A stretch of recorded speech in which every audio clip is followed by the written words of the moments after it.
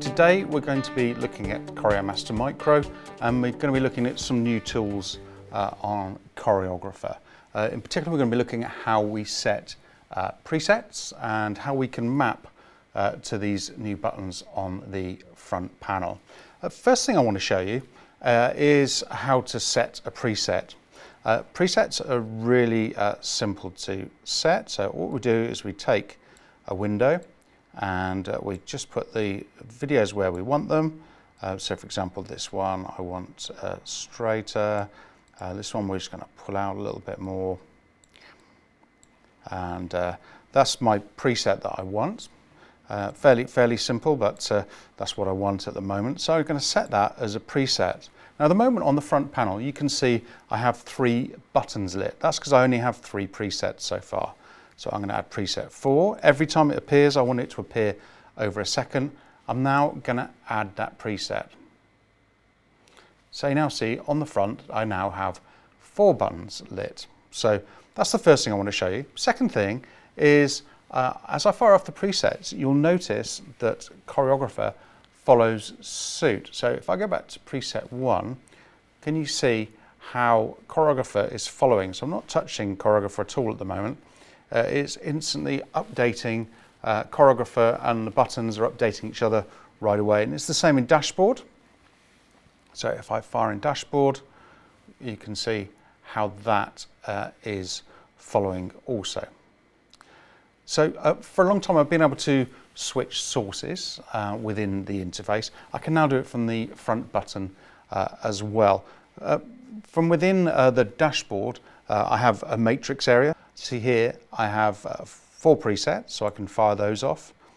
And you notice how the buttons are changing on the front panel to match.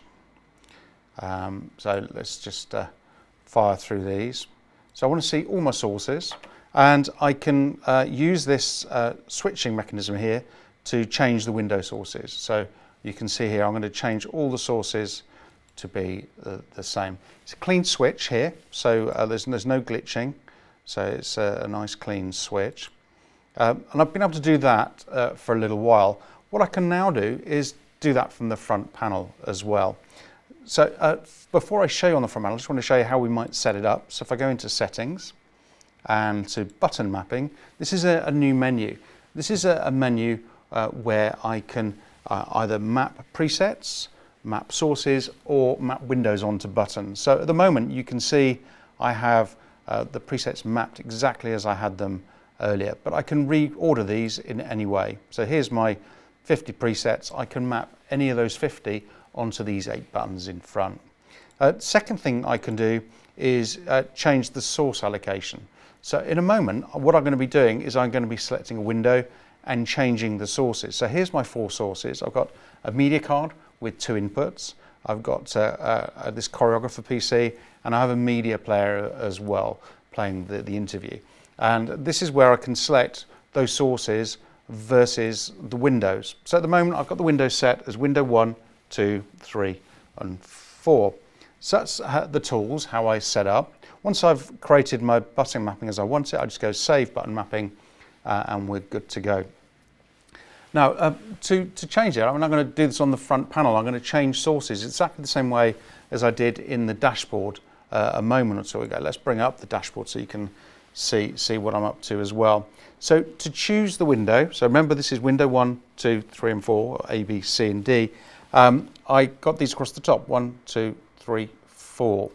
If I hold it down, you'll notice how the button will flash red, and that indicates the window. So I'm going to select this window here, which is mapped onto button 2. So if you notice, it's just flash red.